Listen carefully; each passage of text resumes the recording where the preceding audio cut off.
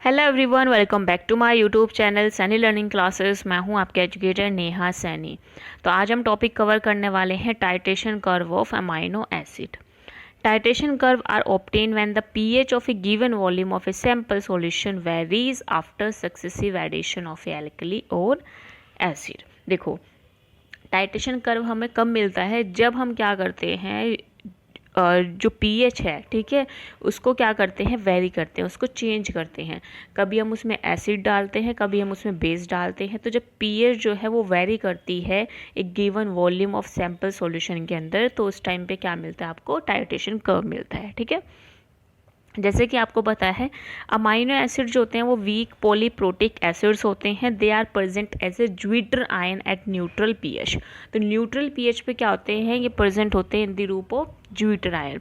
Zwitter ion का मतलब क्या है? दोनों तरह के पास चार्जेस होंगे, पॉजिटिव भी नेगेटिव भी। ठीक है, और एम्फोटेरिक मॉलिक्यूल होता है, ये एक एसिड की तरह भी एक्ट कर सकता है और बेस की तरह भी एक्ट करते हैं। That can be titrated with both acid और एल्कली। ठीक है, हम इनको क्या कर सकते हैं? टाइट्रेट कर सकते हैं एसिड से भी और एल्कली से भी।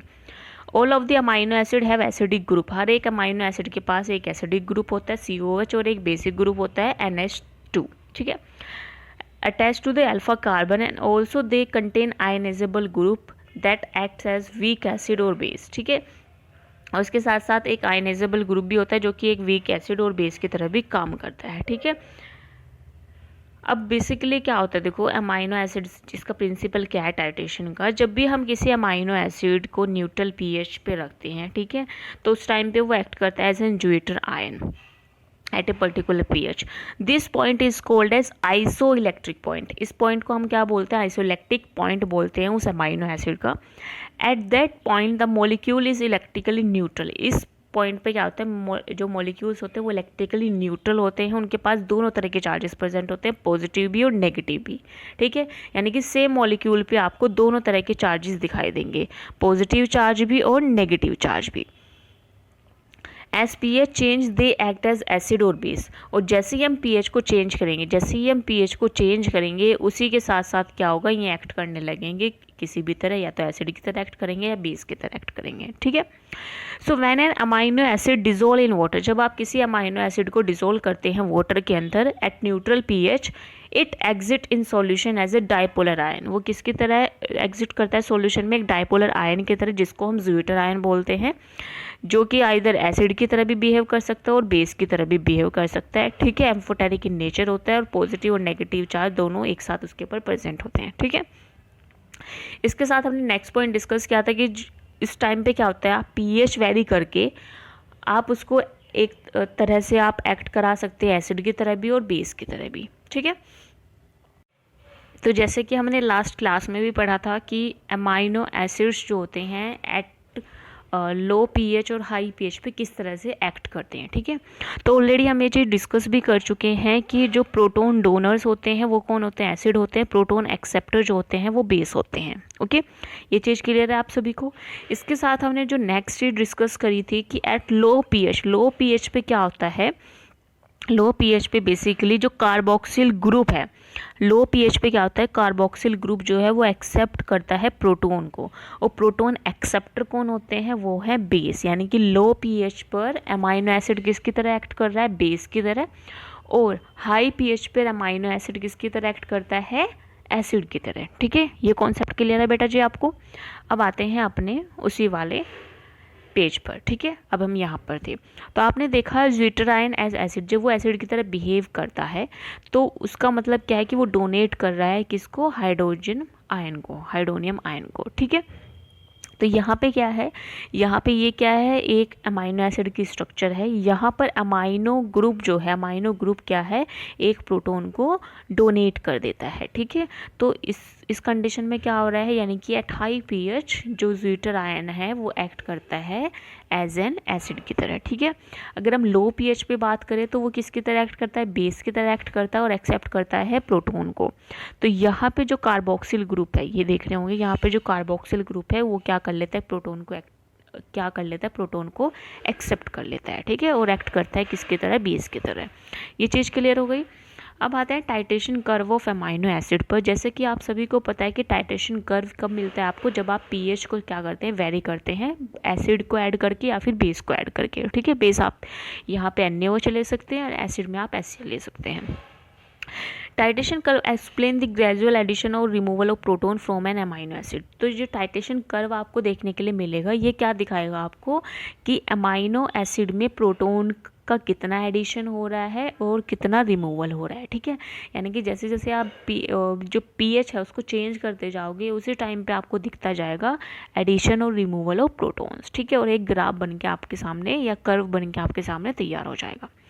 Titration curve always start from diprotonic form. ठीक है, जो टाइट्रेशन कर्व है वो हमेशा शुरू होता है डाइप्रोटोनिक फॉर्म को, लेकिन ऐसा नहीं है कि सिर्फ डाइप्रोटोनिक फॉर्म के अंदर ही वो एग्जिस्ट करता है, वो ट्राइप्रोटोनिक फॉर्म के अंदर भी एग्जिस्ट करता है, जिसको मैं भी आपके साथ डिस्कस करूंगी। ये रही आर्जिनिन के स्ट्रक्चर में ट्राइप्रोटोनिक फॉर्म। ठीक है,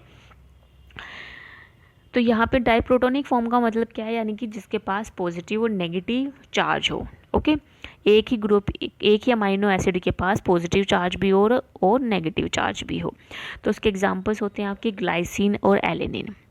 eight low pH abundance of hydronium ion, glycine is fully protonated, it acts as an base. ठीक है, तो लो पीएच पे क्या होता है, जब हाइड्रोजन आयन की कंडीशन, हाइड्रोजन आयन जो है वो बहुत ज़्यादा होते हैं, तो उस टाइम पे ग्लाइसिन जो है पूरी तरह से प्रोटोनेटेड हो जाता है और किसकी तरह एक्ट करता है, बेस की तरह एक्ट करता है। ठीक है, और इसी तरह से हाई पीएच, जब हम हाई पीएच पे क्या होता है, जब हम ऐड कर देंगे NaOH को, तो उस टाइम पे हाई पीएच पे जो कार्बोक्सिल ग्रुप है वो लूज करने लगेगा प्रोटोन को और एक्ट करता है किसकी तरह, एसिड की तरह। ठीक है, किसकी तरह एक्ट करता है, एसिड की तरह। तो हाई पीएच पर जो ग्लाइसिन है, जो अमाइनो एसिड्स हैं, वो किसकी तरह एक्ट करते हैं, वो एज एन एसिड की तरह एक्ट करते हैं। अब यहाँ पे हमने डाइप्रोटोनिक का एग्जाम्पल लिया है एलेनिन, यहाँ पे आप ग्लाइसिन भी ले सकते हैं। ठीक है, तो एलेनिन में क्या है, डाइप्रोटोनिक है। डाइप्रोटोनिक का मतलब क्या होता है, एक अमाइनो के पास चार्ज होगा और एक क्या होगा, नेगेटिव चार्ज होगा। ठीक है, एक पॉजिटिव चार्ज होगा, एक नेगेटिव चार्ज होगा। तो ये क्या है, फुली प्रोटोनेटेड एलेनिन है। तो इसमें क्या होती है, यहाँ पर जब आप कोई भी कर्व बनाते हैं तो उसमें pKa वैल्यू जो होती है, pKa और pK2 वैल्यूज़ पे बहुत ज़्यादा डिपेंड रहते हैं। ठीक है, कि कौन सा जो है जल्दी से डिसोसिएट होगा, कौन सा ग्रुप जल्दी डिसोसिएट नहीं होगा। तो जिसकी pK वैल्यू जो है, जिसकी pKa वैल्यू जो है वो कम होती है, pKa वैल्यू क्या होती है, नेगेटिव लॉग होता है डिसोसिएशन कांस्टेंट का। क्या है pKa, क्या है, negative log of dissociation constant. लिख लीजिए आप अपनी कॉपी पे। तो ये जो pKa और pK2 जो वैल्यूज़ होती हैं, ये क्या है, बेसिकली ये बताती हैं कि कौन सा ग्रुप सबसे पहले डिसोसिएट होगा। तो जिसका pKa कम होता है, जैसे यहाँ पे COH का pKa जो है वो कम है, तो सबसे पहले जो है वो COH डिसोसिएट होता है, उसके बाद क्या है, आपका अमाइनो ग्रुप डिसोसिएट होगा। ओके, अब यहाँ पे दे रखा होगा आपको PI वैल्यू। PI वैल्यू क्या होती है, बेसिकली PI वैल्यू क्या होती है, आपकी आइसोटोनिक वैल्यू होती है। ये आइसोटोनिक वैल्यू आपको कब मिलेगी, जब आपके जो pK1 है, ठीक है, क्या होता है, जब आपका ये इस तरह से कर्व बनेगा, ठीक है, तो यहाँ पे pK1 होगा, यहाँ पे pK2 होगा, यहाँ पे क्या निकलता है, आइसोटोनिक पॉइंट निकलता है, जहाँ पर दोनों तरह के चार्जेस प्रेजेंट होंगे। ठीक है, तो उसे निकालने के लिए हम क्या करते हैं, उसे निकालने के लिए हम फॉर्मूले का यूज़ करते हैं, PI = pKa1 + pKa2/2। ठीक है, तो pK वैल्यू की जो है, pK2 वैल्यू जो है, और बाय 2 से हम इसको डिवाइड कर देंगे। एग्जांपल मान लो pK क्या है, 2 है, pK2 क्या है, 4 है, उसको डिवाइड करेंगे तो 6/2 = 3। तो PI क्या निकल गया आपका, 3 निकल गया। ठीक है, so the COH will dissociate first. COH group जो होता है वो सबसे पहले डिसोसिएट होता है as compare to amino group. ठीक है, और यहाँ पे आप देख रहे होंगे एलिनिन के अंदर क्या होता है, यहाँ पर आपका मिथाइल ग्रुप प्रेजेंट होता है R चेन में। ठीक है, इतना क्लियर हो गया। The dissociation of proton preceded in certain order which depend on the acidity of proton. यानी कि जो डिसोसिएशन है ये किस तरह से होगा, ये डिपेंड करता है कि वो कितना एसिडिटी है उस प्रोटोन की। The one which is most acidic and having lower pKa will dissociate first. यानी कि जो बहुत ज़्यादा एसिडिक है और उसकी pKa जो है वो कम है, वो क्या होगा, सबसे पहले डिसोसिएट होगा, जैसे कि आप COH ग्रुप को देख रहे होंगे। ठीक है, विल डिसोसिएट, फिर उसके बाद क्या होता है, आपका अमाइनो ग्रुप जो है वो डिसोसिएट होता है, जिसका pKa2 ज़्यादा होता है। ओके, अब आते हैं आर्जिनिन पर, जो कि क्या है, ट्राइप्रोटोनिक है। ट्राइप्रोटोनिक का मतलब क्या है, जैसे कि आपको पता है जो आर चेन होती है, आर चेन जो होती है, अगर आर चेन के अंदर आपका अमाइनो ग्रुप प्रेजेंट है, ठीक है, अगर आर चेन के अंदर आपका अमाइनो या कार्बोक्सिल ग्रुप प्रेजेंट है, तो वो भी किसकी तरह एक्ट करेगी, एक प्रोटोन की तरह वहाँ पर एक्ट करेगी, ठीक है। यानी कि आपके इस पूरी स्ट्रक्चर में 3 तरह के प्रोटोन्स देखने के लिए मिलेंगे। ये देखो, इस पे पॉजिटिव चार्ज, इस पे नेगेटिव चार्ज, इस पे पॉजिटिव चार्ज है, तो यहाँ पे आपको 3 तरह के चार्जेस देखने के लिए मिलते हैं, इसलिए हम इसको बोलते हैं प्रोटोनिक, ठीक है। अगर नीचे यहाँ पर COOH होता है तो ये नेगेटिव होता है, नेगेटिव होता है, ये पॉजिटिव होता है, ठीक है। तो इस तरह से 3 तरह के चार्जेस आपको देखने के लिए मिलता है, इसके लिए हम बोलते हैं इसको ट्राइप्रोटोनिक, ठीक है। इनकी जो pKa है वो भी क्या होती है, डिफरेंट होती है। जैसे COOH की जो है pKa वो क्या 2.34 है, अमोनिया की होती है 9.69, और आपकी जो pK यानी कि ये जो एक बेसिक ग्रुप है, ये वाला जो बेसिक ग्रुप है, बेसिकली ये वाला जो, एक सेकेंड, ये वाला जो बेसिक ग्रुप है, ये वाला, इसकी जो pK है वो कितनी है, वो है 12.5, ठीक है। तो यहाँ पे आपको क्या दिख रही है, डिफरेंट डिफरेंट तरह की जो pKs वैल्यूज़ हैं वो मिल रही हैं। और इनकी जो PI वैल्यू है, PI वैल्यू क्या होती है, आइसोटोनिक वैल्यूज़ होती हैं, वो क्या है आपकी, वो बेसिकली क्या है, वो है आपकी 11, ठीक है। ये PI वैल्यूज़ भी अभी हम निकालेंगे किस तरह से निकलती है, ये हम समझेंगे ग्राफ के थ्रू, ठीक है। अब यहाँ पे हम सबसे पहले ले रहे हैं ग्लाइसिन का एग्जाम्पल। तो ग्लाइसिन में जैसे कि आपको पता है, ग्लाइसिन के अंदर सिर्फ डाइप्रोटोनिक है, 2 तरह के चार्जेस होंगे, पॉजिटिव और नेगेटिव चार्ज, ठीक है। अमोनिया पे पॉजिटिव और कार्बोक्सिलिक एसिड पे नेगेटिव। अब यहाँ पे क्या है, यहाँ पे अगर आप देख रहे होंगे इस ग्राफ में, बेसिकली इस ग्राफ में अगर आप देख रहे होंगे तो यहाँ पे क्या है, ये देखो, जब ये आपका NH2CH2COH कन्वर्ट हो रहा है NH2CH2CO नेगेटिव में, तो 2 तरह के चार्जेस आपको दिख रहे हैं, पॉजिटिव और नेगेटिव। तो ये वाले जो स्टेट है इसको हम बोलते हैं आइसोटोनिक या फिर ज्विटर आयंस। एक ही अमाइनो एसिड पे 2 तरह के चार्जेस प्रेजेंट होना, ठीक है। तो यहाँ पे जब ग्राफ जो है वो शुरू होता है pK1 से pK2, ये पूरी जो रिएक्शन है अगर आप इसको में देखेंगे तो बीच में आपको क्या मिल रहा है, बीच में ये वाली जो मिल रही है, ये आपको मिल रही है आइसोटोनिक, ठीक है। आइसोटोनिक स्टेज यहाँ पे मिलती है, जिसको हम PI बोलते हैं। तो ये जो PI है ये आपको कैसे मिला, तो PI कैसे निकालेंगे हम, यहाँ पे PI निकालने का जो फॉर्मूला होगा वो क्या होगा, जो pK1 की वैल्यू है प्लस pK2 की वैल्यू है, उन दोनों को प्लस करके हम डिवाइड कर देंगे, ठीक है। तो जो pK1 होता है, pK1 क्या है, PI निकालने के लिए हम क्या करेंगे, pK1 जो होता है वो कार्बोक्सिलिक का वो है 2.34, और अमाइनो का होता है pK2 क्या है 9.60, जिसको हम क्या कर देंगे, डिवाइड कर देंगे, तो आपको जो pK वैल्यू मिलेगी वो कितने मिलेगी, 5.97 पूरे डिवीज़न के बाद, ठीक है। ये देखो 5.97, ओके। तो यहाँ पे जब आप इन दोनों वैल्यूज़ को यानी कि pKa1 को और pKa2 को जब प्लस कर दोगे और डिवाइड कर दोगे 2 से, तो आपको क्या मिल जाएगी, एक आइसोटोनिक वैल्यू मिल जाएगी, यानी कि बीच की जो वैल्यू है PI जो है वो आपको यहाँ पर इजीली मिल जाता है, ठीक है।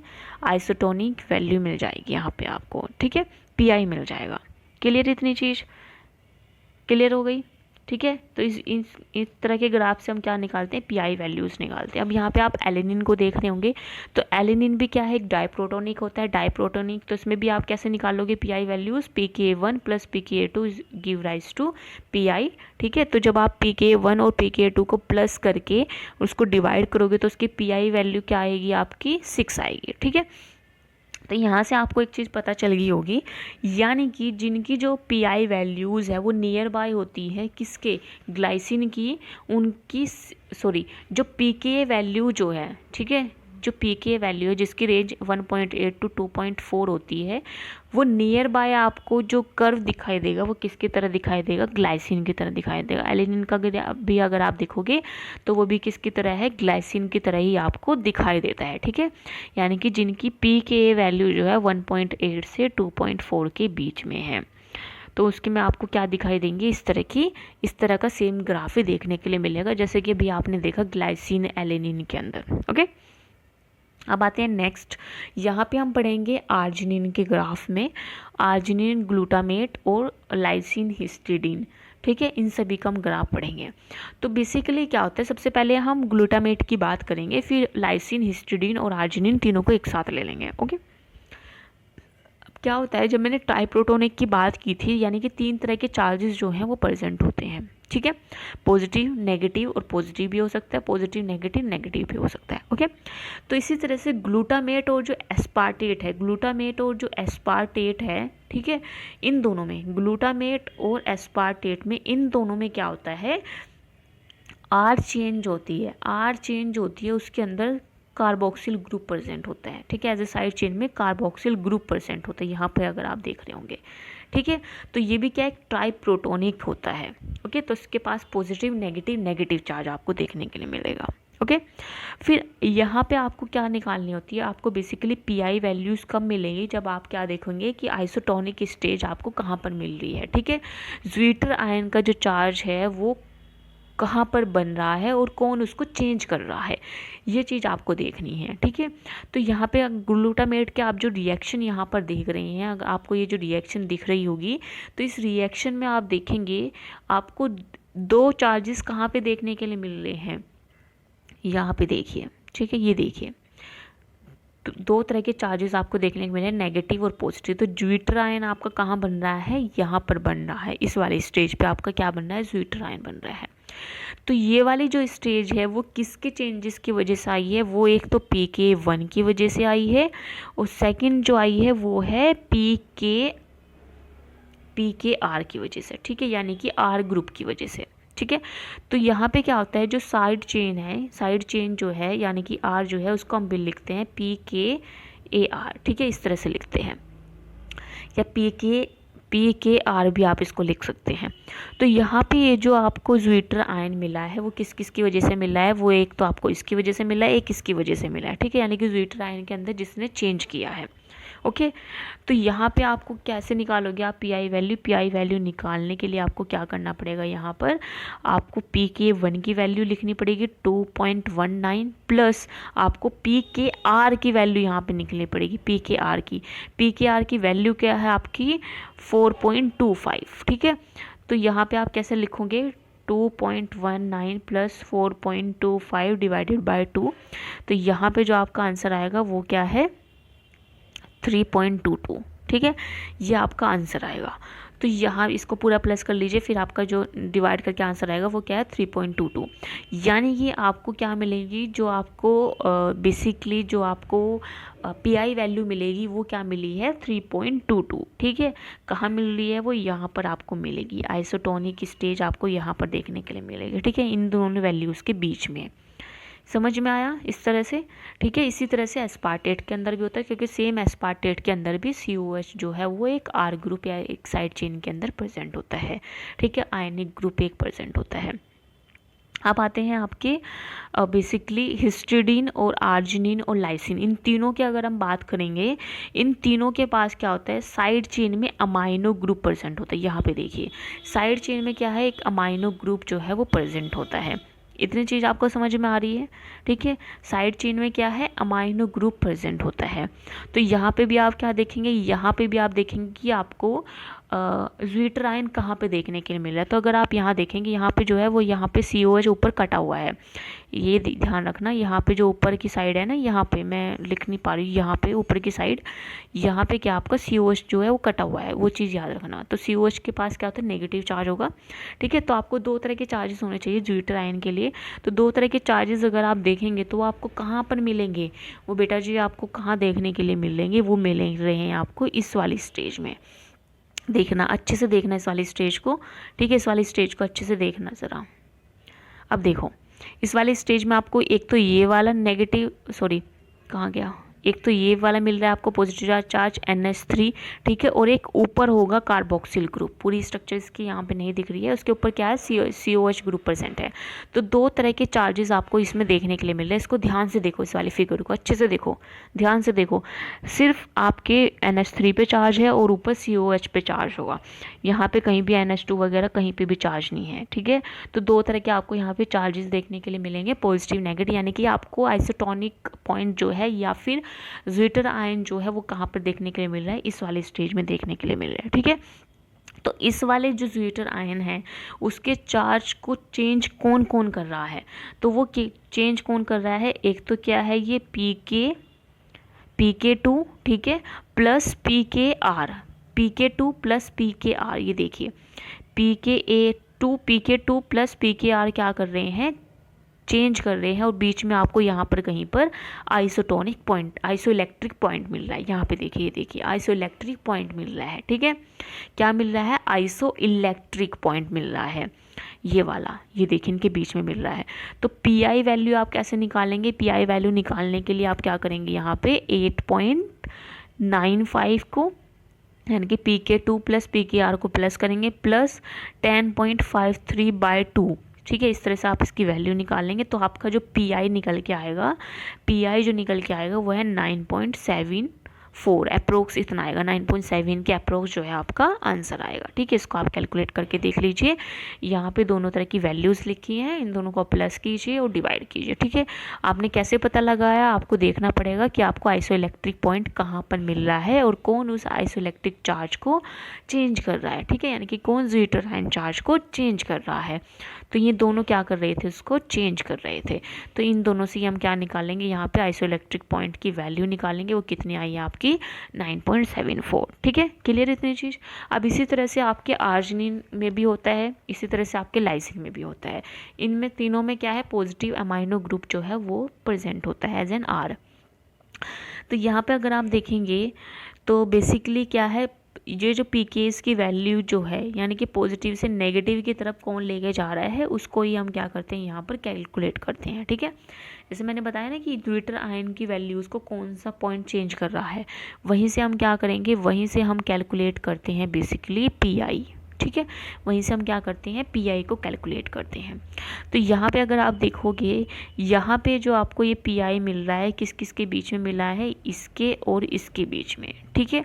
यानी कि PK2 और PK3 के बीच में आपको क्या मिल रहा है, PK3 को हम बोल सकते हैं PKR, ठीक है। इसको हम क्या बोल सकते हैं, PKR। तो अगर आप इसका डायग्राम भी देखेंगे, इसमें भी क्या है, आपको दो तरह के जो चार्जेस देखने की, यहाँ पे क्या है, डिफरेंट pH पे यहाँ पे दिखाए गए हैं। बेसिकली यहाँ पे डायग्राम नहीं है कि pH 10 पर इतने चार्ज रहा, pH 2 जब से कम थी तो इतना था, pH 8 पर नियरली आपको ज्विटर आयनिक जो है वो चार्ज देखने के लिए मिला, इस तरह से। तो अगर आप इस वाले ग्राफ को अगर आप देखेंगे, ये क्या है, ग्लाइसिन वगैरह से डिफरेंट है, लेकिन ये किसकी तरह सिमिलर है, हिस्टिडीन की तरह सिमिलर है। इसमें आपको PI वैल्यू निकालने के लिए क्या करना पड़ेगा, आइसोइलेक्ट्रिक पॉइंट आपका यहाँ है, तो उसके लिए आपको क्या करना पड़ेगा, PK2 प्लस PK3 इन दोनों को, यानी कि 9.0 प्लस 13.0 को प्लस करके डिवाइड करना पड़ेगा 2 से। तो आपका जो आंसर आएगा वो क्या है, 11 है। इनकी PI की वैल्यू कितनी आ गई है, 11 आ गई है। तो इस तरह से हम क्या देखते हैं, इस तरह से हम टाइट्रेशन कर्व को बनाते हैं और PI वैल्यूज़ को निकालते हैं, आइसोइलेक्ट्रिक पॉइंट को निकालते हैं बेसिकली टाइट्रेशन कर्व के थ्रू, ठीक है। ये देखो हिस्टिडीन का कर्व यहाँ पे आप देख सकते हैं। तो ये सिमिलर है किसके, आर्जिनिन के। इसी तरह से क्या होता है, लाइसिन का कर्व होता है, यहाँ पे देख लीजिए। ओके, अब देखते हैं सिग्निफिकेंस ऑफ टाइट्रेशन कर्व। अब क्या क्या सिग्निफिकेंस है टाइट्रेशन कर्व से, टाइट्रेशन कर्व से आपको क्या क्या देखने के लिए मिला।